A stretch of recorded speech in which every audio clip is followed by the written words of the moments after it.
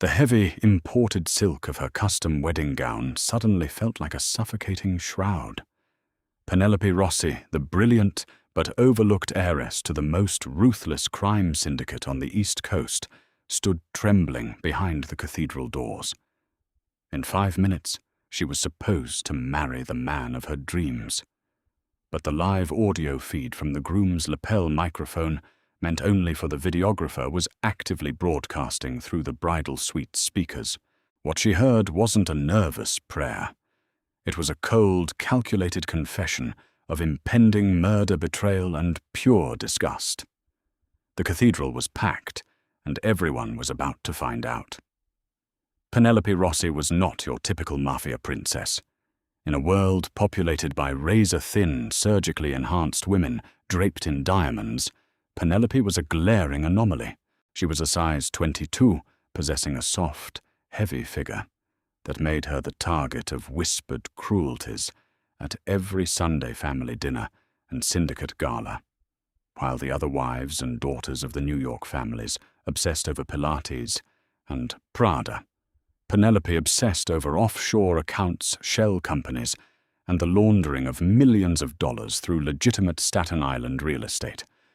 Her father, Salvatore Rossi, was the undisputed boss of the Rossi crime family. Salvatore was a terrifying old-school patriarch who ruled the docks and the underground casinos with an iron fist.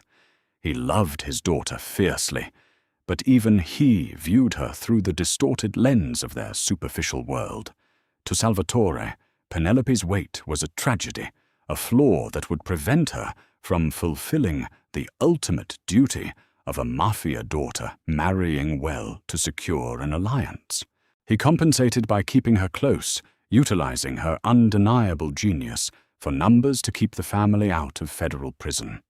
Penelope was the invisible architect of the Rossi Empire's financial security, sequestered in her mahogany-paneled office, surrounded by ledgers and half-eaten boxes of cannolis that served as her only comfort in a profoundly lonely existence. Then came Dominic Russo. Dominic was 32, built like a lightweight boxer with a sharp jawline, mesmerizing hazel eyes, and a charismatic smirk that could disarm a federal prosecutor.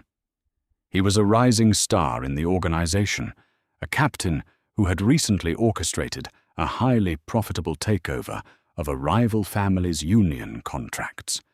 When Dominic started paying attention to Penelope, the entire Rossi compound went into a state of quiet shock. It started subtly.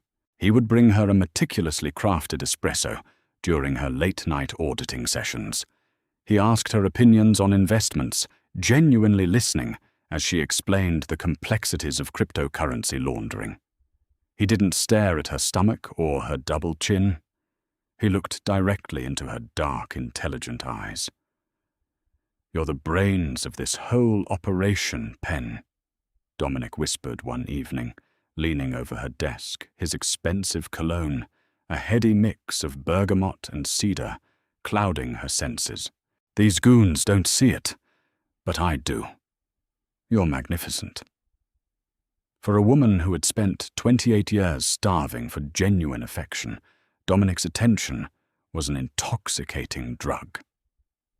Penelope, despite her razor-sharp intellect, fell victim to the most ancient vulnerability, the desperate desire to be loved. Their courtship was a whirlwind of extravagant romance designed to shatter her deep-seated insecurities.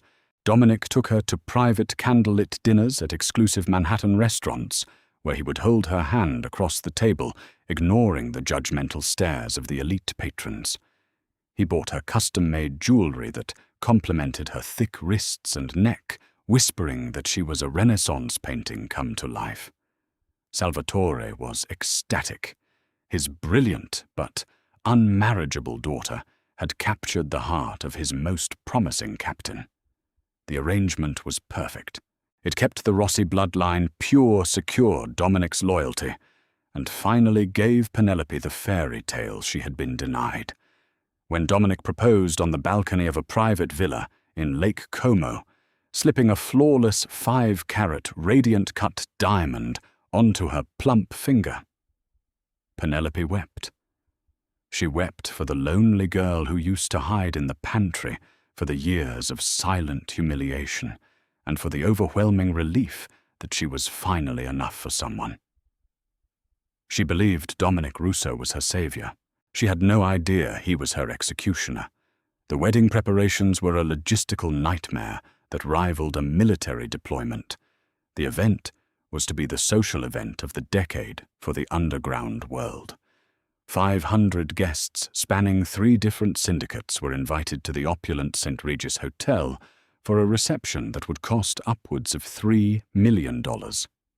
As the date drew closer, the immense pressure of the superficial Mafia world began to close in on Penelope.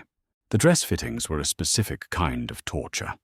The family's preferred designer, a high-strung Italian woman named Fabiana, clearly resented having to construct a gown that required 3 times the standard amount of Chantilly lace. During one agonizing fitting, Penelope stood on the pedestal, her heavy arms pinned awkwardly as assistants tugged and pulled at the corset. Dominic's cousin, Bianca Moretti, sat on the plush velvet sofa, sipping champagne. Bianca was everything. Penelope was not tall, willowy, with high cheekbones and a cruel, practiced smile. She had been appointed Penelope's maid of honor, at Dominic's insistence, a gesture he claimed was about blending the families. "It's just a lot of fabric, isn't it, darling?" Bianca purred her eyes, scanning Penelope's reflection in the massive mirror. "I mean, it's stunning. But we want to make sure Dominic can actually get his arms around you for the first dance." Penelope felt the familiar hot sting of tears behind her eyes, but she swallowed them down. "Fabiana is making adjustments, Bianca." "Of course she is," Bianca said, her voice dripping with artificial sweetness. She checked her phone, a small smirk playing on her lips. "Dominic just texted. He says he can't wait to see his beautiful bride." There was something in the way Bianca emphasized the words that made Penelope's stomach twist. It wasn't the first time she had felt a strange, chilling undercurrent between Dominic and Bianca. At the engagement party, Penelope had briefly lost Dominic in the crowd, only to find him in a darkened hallway, standing uncomfortably close to Bianca. They had sprung apart when Penelope approached Dominic, smoothly claiming he was just giving his cousin financial advice.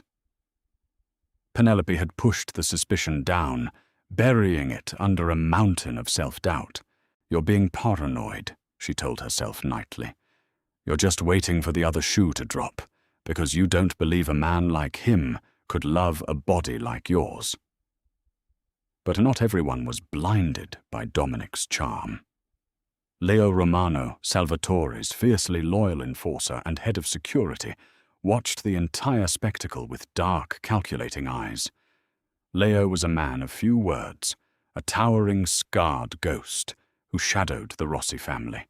He had known Penelope since she was a teenager, occasionally standing guard outside her office while she worked into the dawn.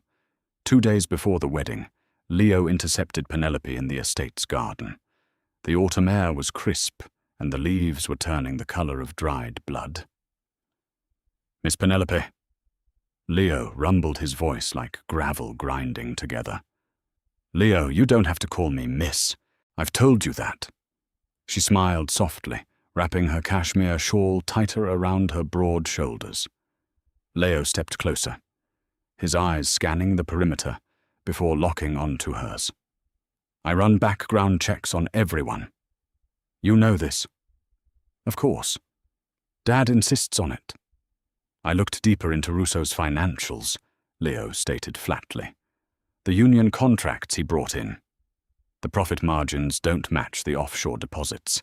He's bleeding money somewhere, and he's got a secondary encrypted phone. He thinks I don't know, but I know." Penelope's heart hammered against her ribs. As the family's financial architect, a discrepancy in the books was a cardinal sin. But this was Dominic, her Dominic. "What are you implying, Leo?" "I'm implying that a man who hides his money is hiding other things." Leo said, his dark eyes intensely sad. You are the smartest person I know, Penelope. Smarter than your father. Smarter than Rousseau. Don't let a diamond ring blind you to the math. The math never lies. Before she could respond, Dominic appeared on the terrace, calling her name with that familiar, dazzling smile. Leo immediately stepped back, melting into the shadows. Penelope walked toward her fiancé, but for the first time, the warmth of his embrace felt distinctly like a trap. The morning of the wedding was a chaotic blur of hairspray orchids and high-stakes security protocols. The ceremony was taking place at a sprawling, historic Catholic church in Manhattan, completely locked down by Rossi enforcers. Penelope sat in the lavish bridal suite, tucked away behind the sacristy. She looked in the mirror. The dress was undeniably magnificent, a cascading waterfall of silk and lace that hugged her curves and flowed into a dramatic train. Her dark hair was swept up into an intricate chignon, anchored by a diamond tiara. She looked like a queen, yet Leo's warning echoed relentlessly in her mind. The math never lies. To ensure everything ran smoothly, the high-end videography team had mic'd up Dominic Salvatore and the priest with state-of-the-art wireless lapel microphones. The audio feed was routed to the videographer's mixing board, but earlier that morning, the lead technician had temporarily paired the feed to the bridal suite's Bluetooth surround sound system, so Penelope could hear the string quartet playing in the nave while she got ready. With 10 minutes until the procession, the bridesmaids cleared out to take their places. Penelope was left alone in the room with her father, Salvatore, who was pouring them both a small glass of courage from a crystal decanter of scotch. Suddenly, the gentle hum of the string quartet from the ceiling speakers clicked, buzzed, and cut out. The videographer must have switched the channels on his mixing board. The sound of rustling fabric and a throat clearing echoed through the bridal suite. It was the groom's microphone, Dominic's microphone. Salvatore smiled, raising his glass. Listen to him pacing. The boy is terrified. But the voice that came through next wasn't anxious. It was low, harsh, and dripping with venom. Is the car out back? Dominic's voice echoed from the speakers. A woman's voice responded, slightly muffled, but unmistakable. It was Bianca. It's idling.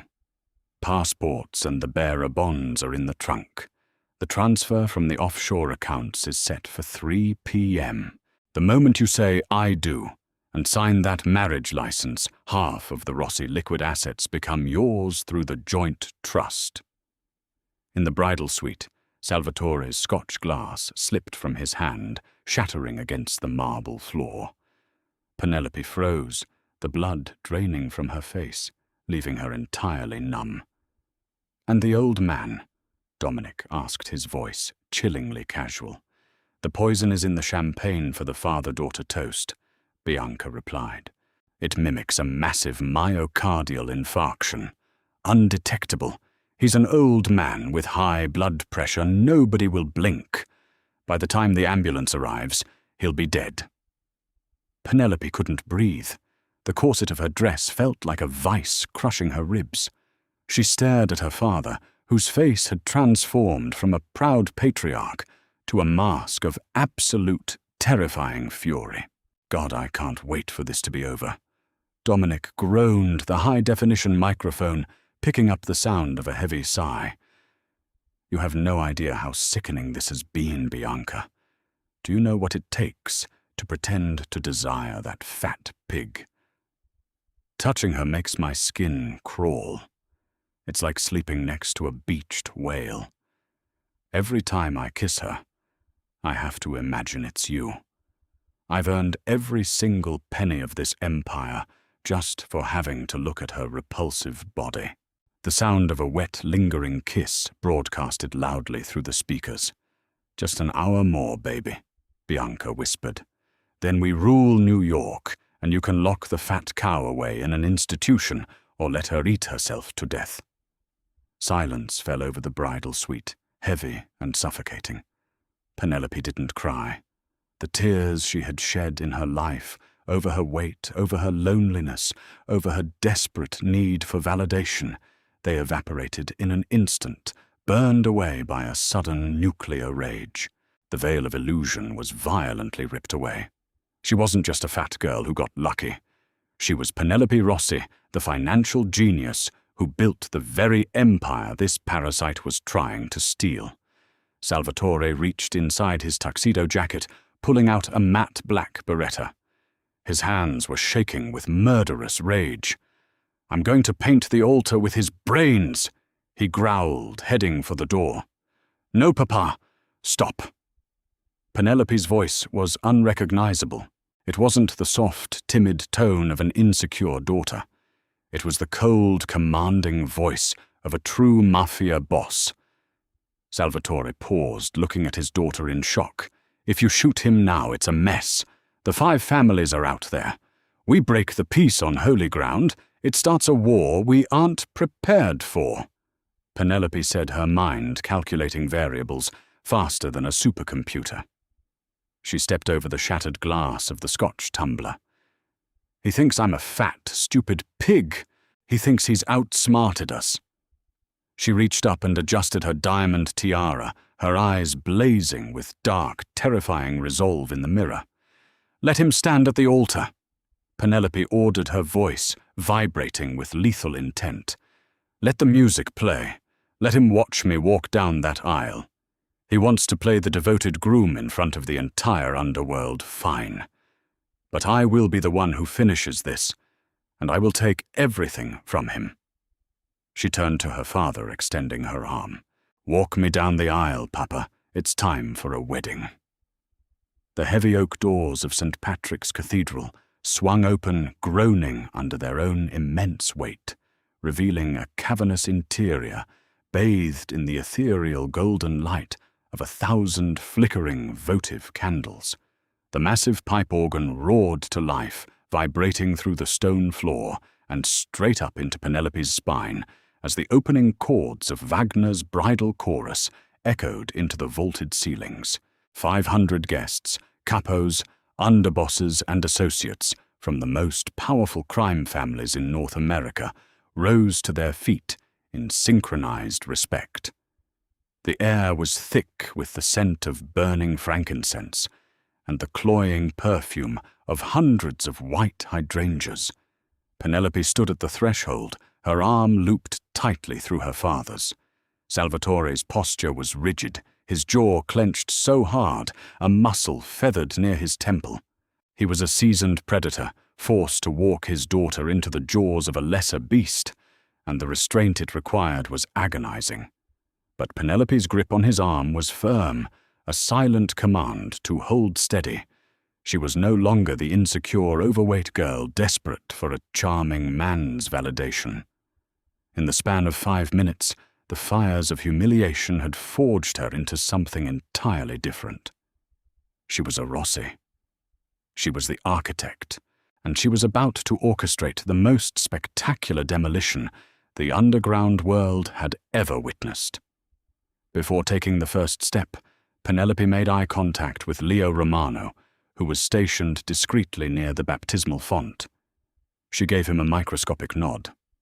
Leo, reading the absolute glacial shift in her demeanor, tapped the earpiece hidden in his dark hair. He didn't know exactly what had transpired in the bridal suite, but he recognized the executioner's gaze in Penelope's eyes. He instantly signaled the security perimeter. The exits of the cathedral were quietly, seamlessly secured. Penelope began her descent down the velvet-lined aisle. Every step was deliberate, her heavy silk train sweeping majestically behind her. She forced her eyes forward, scanning the crowd. She saw the faces of men who ran illegal gambling rings in Atlantic City union bosses who controlled the ports and politicians who turned a blind eye to all of it. They were all watching her. Some looked at her with polite indifference, others with barely concealed pity for her size, silently marveling that a man like Dominic Rousseau had settled for her. Let them look, she thought, the heavy fabric of her custom gown brushing against the pews. Let them all bear witness. At the end of the aisle stood Dominic. He was the picture of masculine perfection in a bespoke Tom Ford tuxedo, his hair immaculately styled, his hazel eyes shining with what appeared to be overwhelming emotion. He even managed to produce a single perfect tear that rolled down his chiseled cheek as he watched her approach. It was a masterful performance. Had she not heard the venomous disgust in his voice just moments ago, she would have believed he was the luckiest man in the world. To his left, standing in the front row of the bridal party, was Bianca Moretti. She wore a stunning, form-fitting emerald green gown that accentuated her slender figure. Bianca offered Penelope a wide, radiant smile, her hands clasped together in feigned joy. Penelope's eyes locked onto Bianca's for a fraction of a second. She noticed the slight bulge of a small velvet pouch tucked into the discreet clutch Bianca held against her hip, the poison meant for Salvatore's champagne. Penelope's blood ran cold, but her expression remained an impenetrable mask of serene, bridal bliss. "You look breathtaking, my love," Dominic whispered, as Salvatore handed her over. His voice was smooth, a rich baritone that had once melted her defenses. Now it made her skin crawl.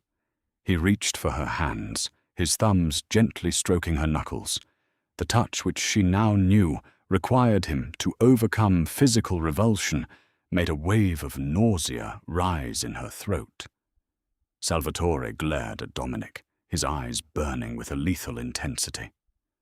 "Take care of her, Russo." Salvatore rasped the words, laced with a double meaning that only the bride and her father understood. "Because if you don't, there isn't a hole deep enough on this earth to hide you." Dominic chuckled softly, playing the respectful son-in-law. "I'll guard her with my life, Don Salvatore. You have my word." Salvatore stepped back, taking his seat in the front pew. Penelope turned to face the altar, standing shoulder to shoulder, with the man plotting to murder her father and steal her life's work. The elderly archbishop, wearing ornate gold and white vestments, raised his hands to quiet the congregation. The Latin prayers washed over the crowd, a holy sanctification of an unholy union. As the archbishop spoke, Penelope's mind was racing, accessing the mental blueprints of the Rossi financial empire. She needed time, just a few more minutes to let the trap securely click shut. While the archbishop delivered a lengthy homily on the virtues of patience and fidelity, Penelope slowly slipped her left hand into the hidden reinforced pocket she had explicitly demanded Fabiana sew into the folds of her voluminous skirt. Her fingers found the cold, hard casing of her encrypted smartphone. She didn't need to look at the screen. She had designed the syndicate's financial routing software herself, writing the code during those lonely, sleepless nights in her Staten Island office. Her thumbs moved with lightning speed, navigating the tactile buttons entirely by memory. Step 1. She accessed the joint trust account established at Cayman National Bank, the account Dominic believed would unlock half of the Rossi liquid assets the moment the marriage certificate was signed. With a sequence of complex cryptographic keys, she initiated a total freeze. Step 2. She engaged the Ghost Protocol. The $200 million sitting in the offshore accounts, the money Dominic and Bianca planned to wire at 3 p.m., was instantaneously routed through a labyrinth of shell companies registered in the Seychelles before finally landing in an impenetrable corporate account managed by a proxy firm affiliated with Goldman Sachs. The account was in her name, only protected by biometric locks. Step 3. The bearer bonds in the trunk of the idling getaway car. Penelope couldn't physically reach them, but she didn't need to. She texted a single prearranged alphanumeric code to Leo Romano, execute protocol Blackwood, secure the vehicle in the rear alley, neutralize the driver. Dominic shifted his weight beside her, squeezing her right hand. Almost there. "Pen," he murmured, leaning in close so only she could hear. "I can't wait to start our life together." Penelope turned her head, looking him dead in the eye. She offered him a smile that did not reach her eyes, a smile that was entirely devoid of warmth. "Neither can I, Dominic. You have no idea what I've prepared for us." Dominic's brow furrowed for a fraction of a second, a fleeting shadow of confusion crossing his handsome features, but he quickly masked it, turning his attention back to the Archbishop. He was too arrogant, too confident in his own superiority to recognize the danger radiating from the woman standing beside him. He truly believed her intellect was limited to spreadsheets, oblivious to the fact that she viewed people as variables in an equation, and she had just rebalanced the formula. "We have come to the moment of vows," the Archbishop announced, his voice echoing through the massive cathedral. "Dominic, you may begin." Dominic turned fully toward Penelope, taking both of her hands in his. He projected his voice, ensuring every mob boss in the room heard his declaration of unwavering loyalty. "Penelope, from the moment I saw you, I knew you were the only woman for me. You are my rock, my confidant, and my beautiful queen. I promise to cherish you, to protect you from all harm, and to build an empire by your side. I vow to love you in sickness and in health for as long as we both shall live." A collective murmur of approval rippled through the pews. It was a flawless performance. The Archbishop turned to Penelope. "Penelope, your vows." Penelope slowly withdrew her hands from Dominic's grasp. The sudden loss of contact made him blink in surprise. She took a step back, putting a deliberate distance between them. The cathedral fell into a deathly silence, the air suddenly thick with an electric tension. Salvatore sat forward in his pew, his hand slipping inside his jacket to rest on the grip of his beretta. Leo Romano emerged from the shadows near the sacristy, flanked by 4 heavily armed enforcers, quietly blocking the side exits. "Dominic!" Penelope began, her voice amplified by the microphones, ringing crystal clear across the vast, echoing space. She did not sound like a nervous bride. She sounded like a judge delivering a sentence. "You promised to build an empire by my side. You promised to cherish me. But we both know that empires are built on truth, and you, Dominic, are a structural failure." A low gasp echoed from the bridesmaid's side. Bianca stepped forward, her face paling. "Penelope, what are you doing?" she hissed under her breath. Penelope ignored her, her dark eyes locking onto Dominic's, which were now wide with genuine, unadulterated panic. The charming facade was cracking, revealing the cornered rat beneath. "I have spent my entire life being underestimated," Penelope said, her voice rising in volume and power. "Underestimated because of how I look. Judged by a world that values a hollow shell over a brilliant mind. You saw my insecurities, Dominic, and you weaponized them. You thought my desperate need for affection made me blind. You thought you could endure the disgusting chore of touching my body just long enough to steal my family's legacy." The cathedral erupted into shocked murmurs. The capos in the front rows exchanged bewildered, dangerous glances. Dominic raised his hands, adopting a desperate, placating tone. "Penelope, sweetheart, you're not making sense. The stress of the wedding, you're having a panic attack." "I am not having a panic attack, you pathetic parasite." Penelope roared, the absolute ferocity in her voice, snapping Dominic's mouth shut. She reached into her bodice, retrieving a small, sleek black device, the receiver from the videographer's audio feed. "I am executing a hostile takeover." Penelope held the receiver up, a damning artifact of betrayal. "You forgot one crucial detail about marrying the Rossi family's financial architect, Dominic. I monitor everything, including the live microphone taped to your lapel in the bridal suite. Dominic's face drained of all color, transforming into a mask of pure ashen horror. He stumbled backward, his polished dress shoes slipping slightly on the marble floor.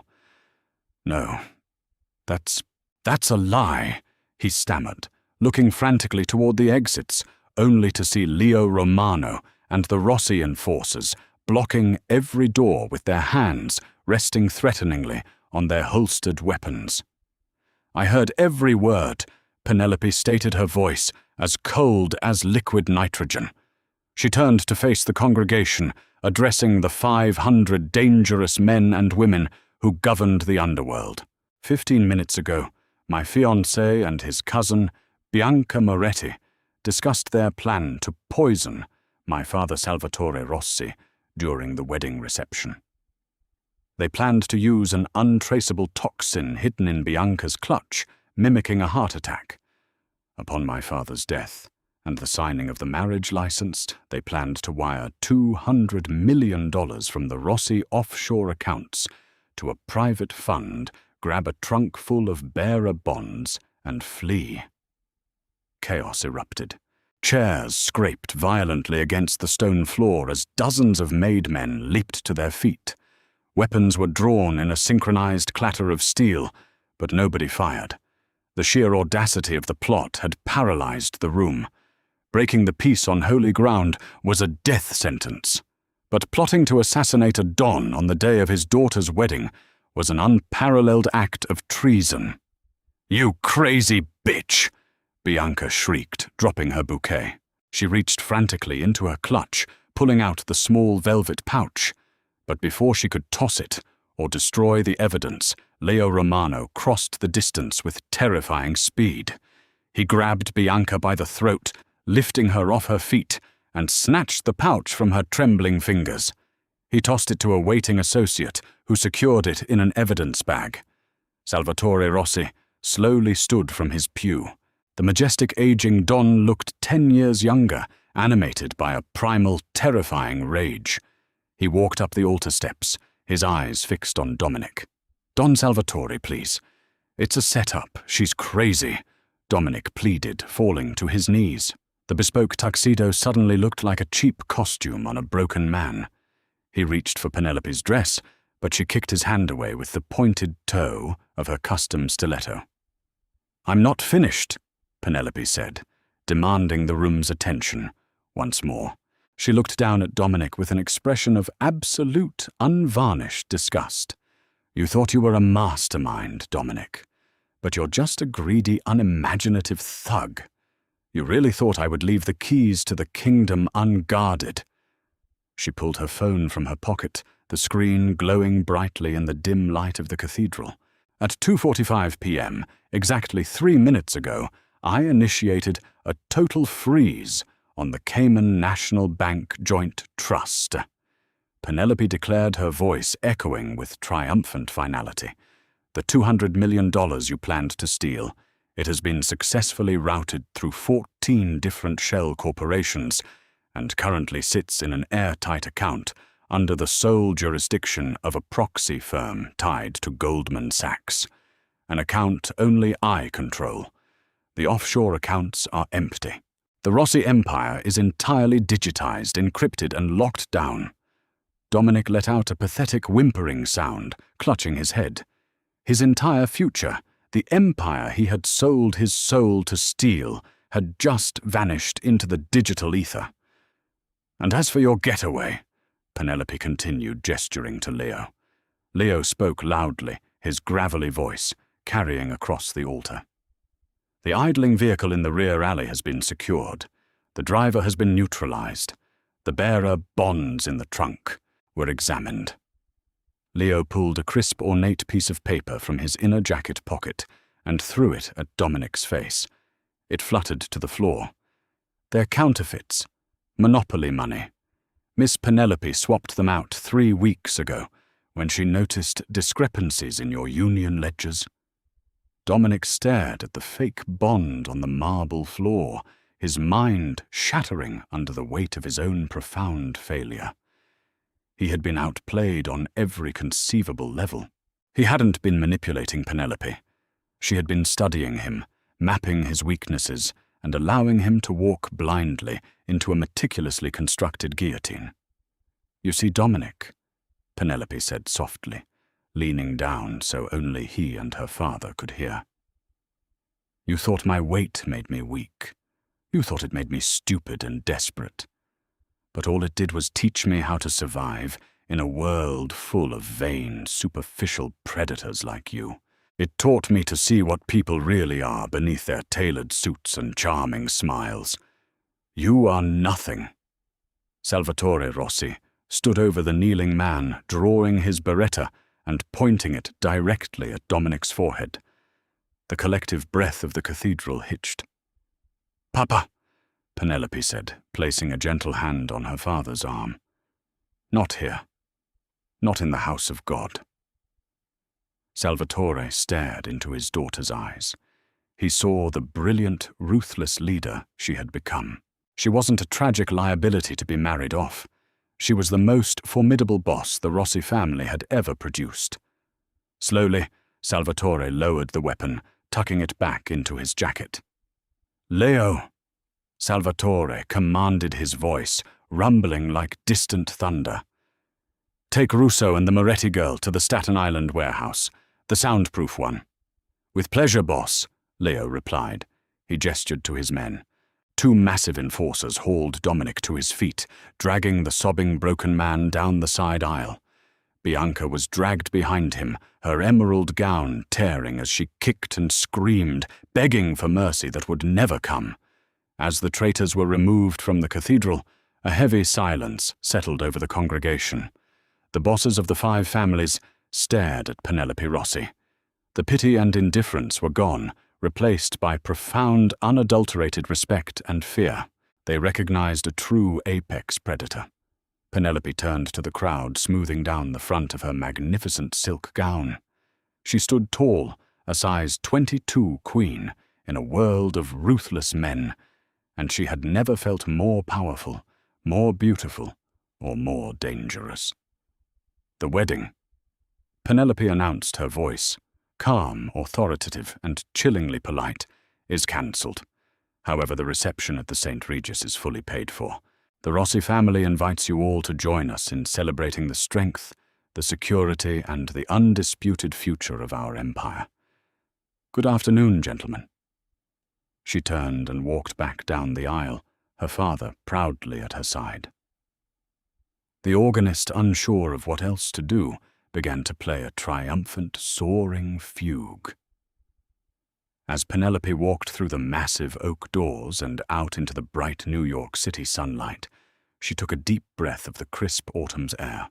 The heavy, imported silk of her gown no longer felt like a shroud. It felt like armor. And she was ready for war.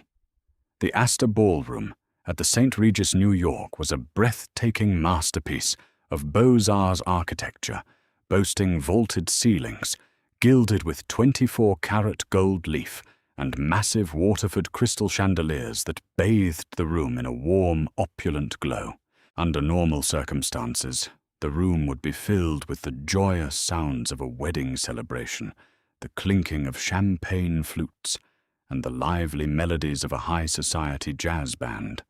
Today, however, the atmosphere was thick with an entirely different kind of electricity. It was the heavy, suffocating tension of a war room. 500 guests representing the most dangerous and influential criminal syndicates on the eastern seaboard took their seats around the silk-draped tables. There was no music. The only sound was the hushed, urgent whispering of capos and underbosses, trying to process the seismic shift in power they had just witnessed at St. Patrick's Cathedral.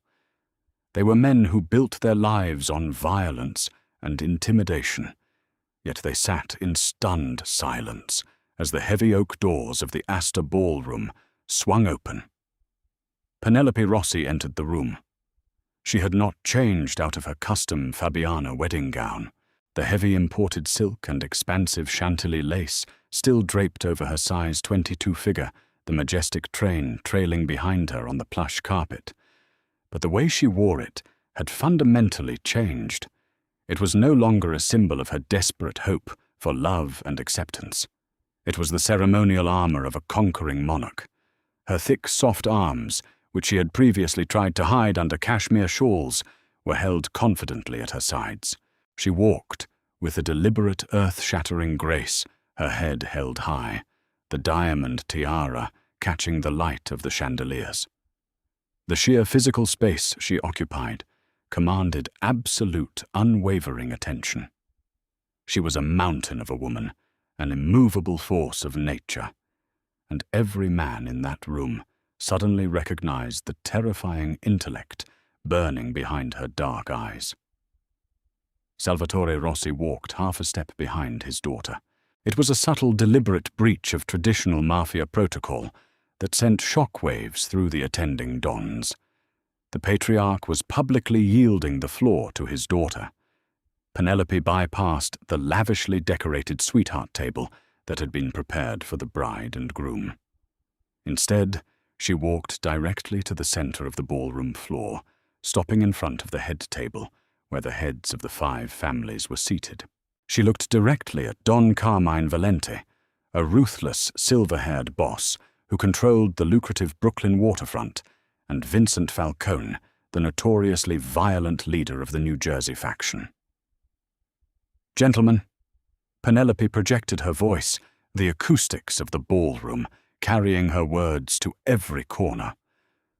"I apologize for the sudden change in today's itinerary. However, I believe securing the financial future and the absolute survival of our collective organizations takes precedence over a slice of wedding cake. Please enjoy the beluga caviar and the truffles. The Rossi family spares no expense for our allies." Don Carmine Valente narrowed his dark eyes, swirling the amber liquid in his crystal glass. "Miss Penelope," Valente began, his voice a raspy growl, "with all due respect to your father, you've just executed a coup on holy ground, arrested a made man, and claimed control of the Rossi finances. You exposed a plot against your father's life. We commend your vigilance. But Dominic Russo was a highly respected earner. Taking him out of the picture leaves a vacuum, and vacuums, as you know, create instability." Penelope offered Valente a smile that was entirely devoid of warmth. It was the calculating, predatory smile of a grandmaster who had trapped her opponent in 3 moves.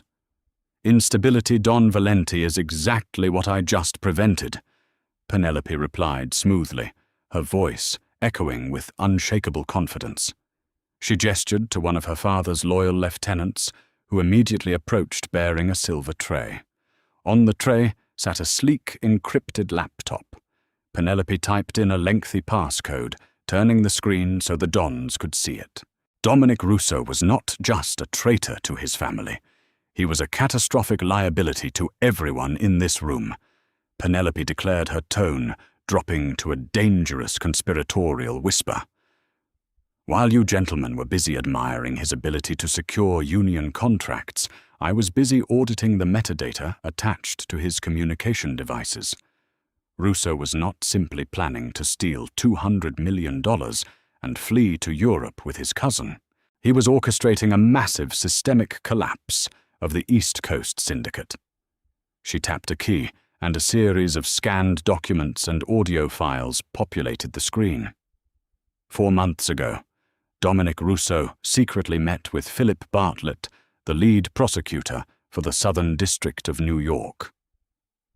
Penelope revealed the name, dropping like a live grenade into the center of the room.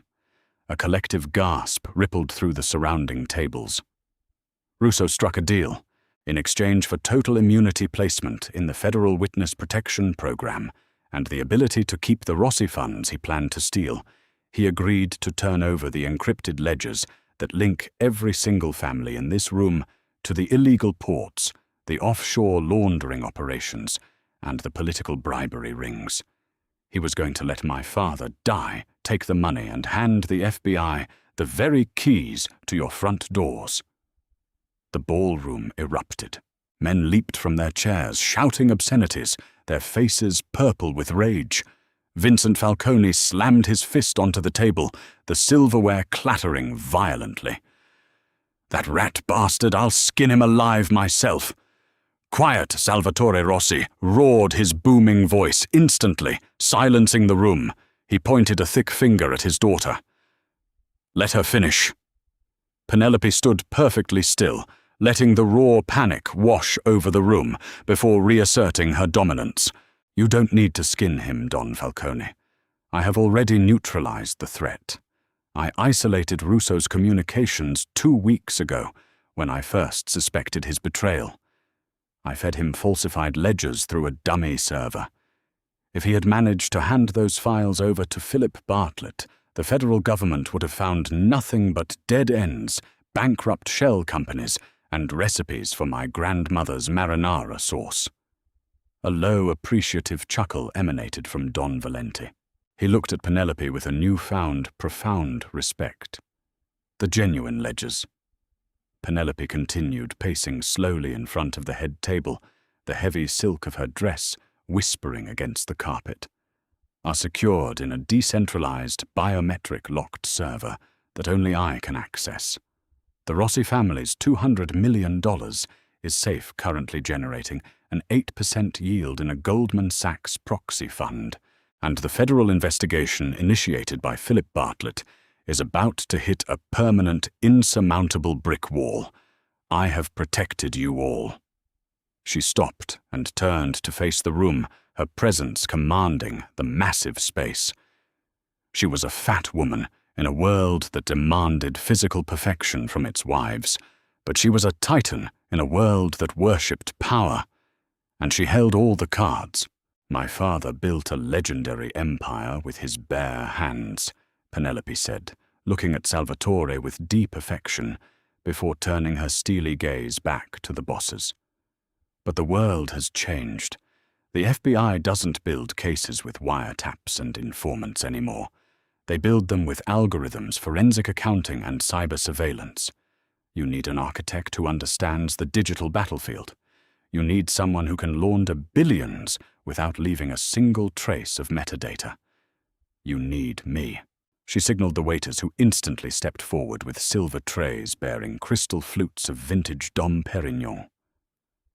"So, gentlemen," Penelope announced, raising a glass, "we are not here to mourn a cancelled wedding. We are here to celebrate the inception of a new era. A more profitable, impenetrable era. I drink to the health of my father and to the absolute sovereignty of our families." Don Valenti stood up slowly. He picked up a champagne flute, looking at the young, brilliant size 22 woman who had just outmaneuvered the FBI, a traitorous capo, and the entire underworld in a single afternoon. "To Penelope Rossi," Valenti rasped, raising his glass high. "The architect." To the architect, the entire ballroom echoed 500 voices roaring in unified submission as they drank the champagne. Penelope took a slow sip, the cold, crisp liquid a perfect victory song on her tongue. The transition was complete. She was no longer just the boss's daughter. She was the boss.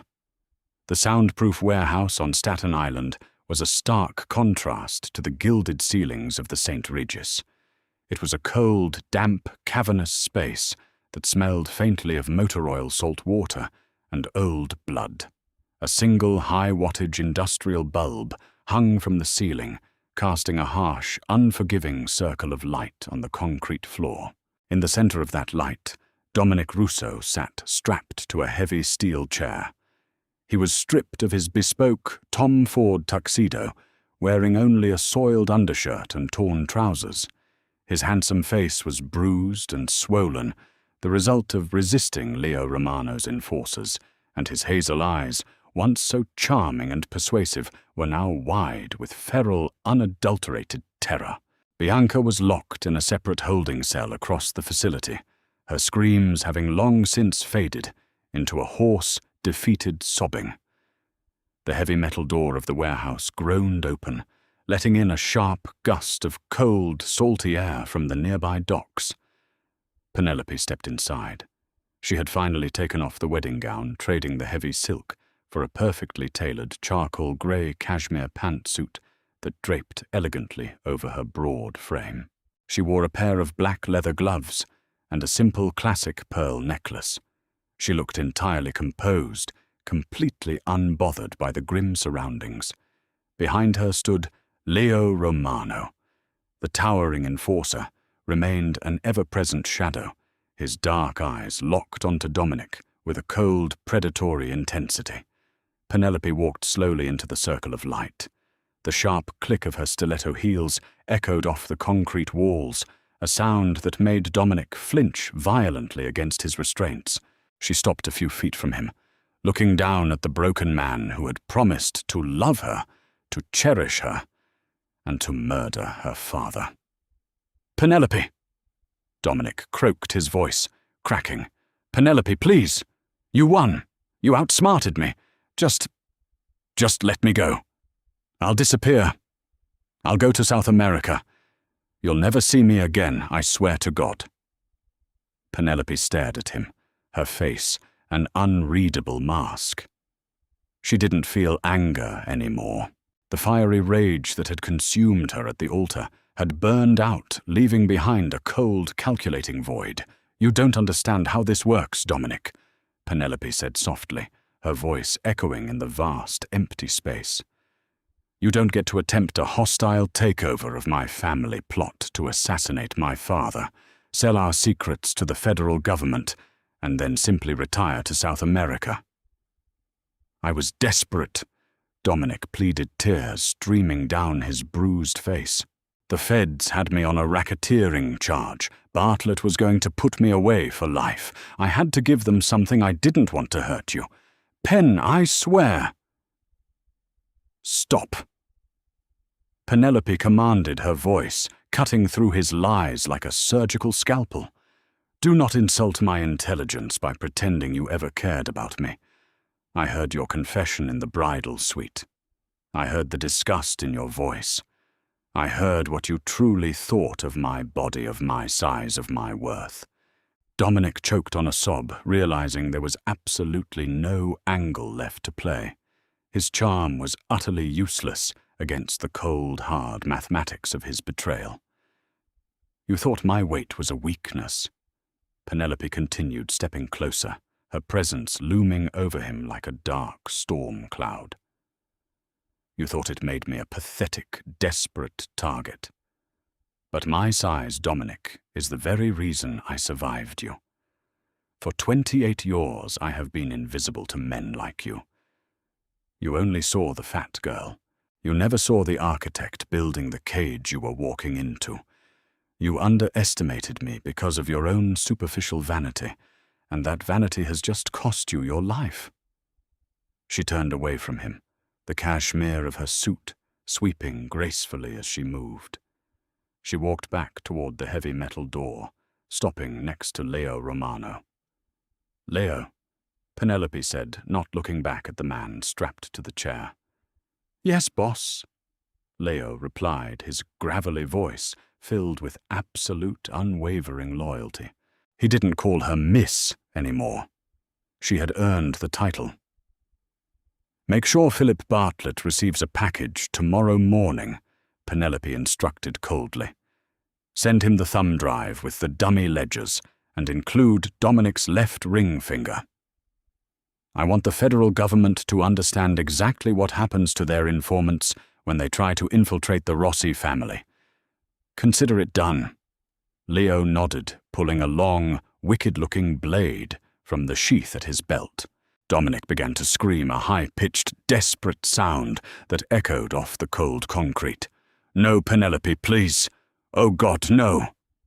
Penelope walked out of the warehouse, the heavy metal door slamming shut behind her, instantly cutting off Dominic's frantic screams. She stood in the cool night air, looking out over the dark, churning waters of the New York harbor. The city skyline twinkled in the distance, a sprawling empire of light and shadow. Leo emerged a few moments later, silently wiping the blade clean with a rag before slipping it back into his belt. He stepped up beside her, looking out at the water. There was a quiet, profound understanding between them. Leo had always seen her for who she truly was. Not the overweight liability, but the brilliant, terrifying queen of the syndicate. "Your father is proud," Leo murmured softly, his dark eyes shifting to look at her profile. "He told me this morning that he's officially stepping down. He's retiring to the estate in Sicily. He knows the family is in the best possible hands." Penelope took a deep breath, feeling the absolute crushing weight of the Rossi empire settling onto her shoulders. But for the first time in her life, she didn't feel burdened by it. She felt empowered. The gilded cage had been shattered, and the insecure, lonely girl who had cried in dress fittings was dead left behind at the altar of St. Patrick's Cathedral. "Prepare the private jet for my father." Penelope ordered, her tone brisk and entirely businesslike. "And schedule a meeting with the heads of the 5 families for Thursday. We need to restructure the union kickbacks before the end of the fiscal quarter." "Yes, boss," Leo agreed. He hesitated for a fraction of a second before gently, respectfully placing his large, scarred hand over hers, where it rested on the metal railing. It was a simple gesture completely devoid of the artificial performative charm Dominic had utilized.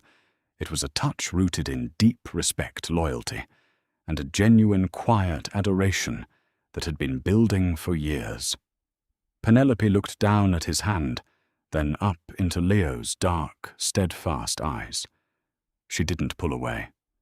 A very small, genuine smile touched the corners of her lips. "Let's go to work," Penelope Rossi said, turning toward the city. The architect had drawn her blueprints, eliminated the structural flaws, and secured her throne. The fat girl was now the undisputed queen of New York, and the underworld would never be the same again. The altar awaits, but Dominic Russo has no idea that his beautiful bride is walking toward him, not with a heart full of love, but with a mind full of vengeance. Penelope's transformation from a bullied heiress to a ruthless mastermind has just begun, and the confrontation at the altar will shake the Mafia world to its core.